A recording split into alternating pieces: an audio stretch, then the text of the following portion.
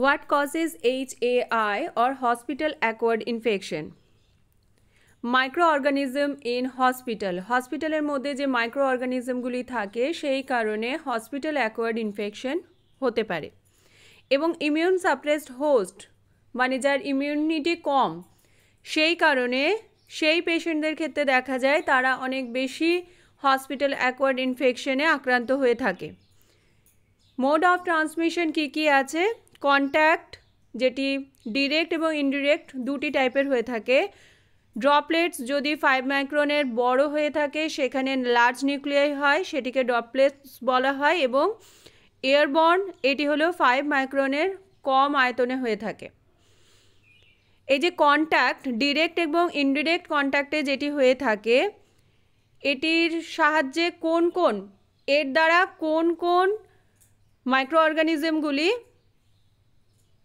Transfer হতে পারে, অর্থাৎ এর কারণে কোন ইনফেকশনগুলি হতে পারে, সেগুলি হলো staphylococcus aureus, methicillin resistant staphylococcus aureus, clostridium difficile and VRE অর্থাৎ ভ্যানকোমাইসিন রেজিস্ট্যান্স এন্টেরোকক্কাই।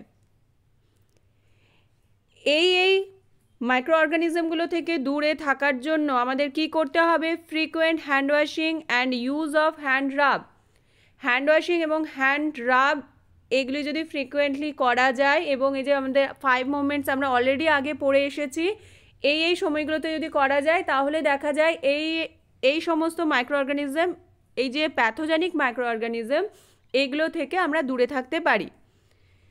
এরপর চলে আসছি ড্রপলেটস। এগুলির দ্বারা কোন ডিজিজ হয়?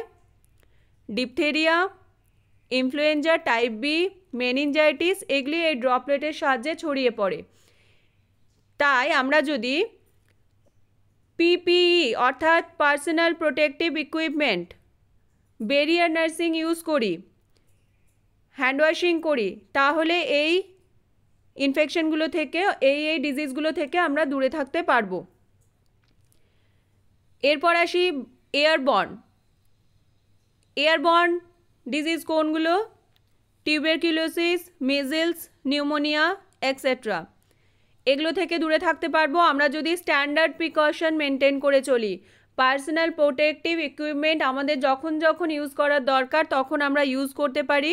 রেস্ট্রিক্টেড মুভমেন্ট অফ ভিজিটারদের মুভমেন্ট যদি রেস্ট্রিক্ট করতে পারি, যেই কারণে হসপিটালে একটা নির্দিষ্ট টাইম বেঁধে দেওয়া থাকে যে এই সময়ের বাইরে সব বাড়ির লোক আসতে পারবে না।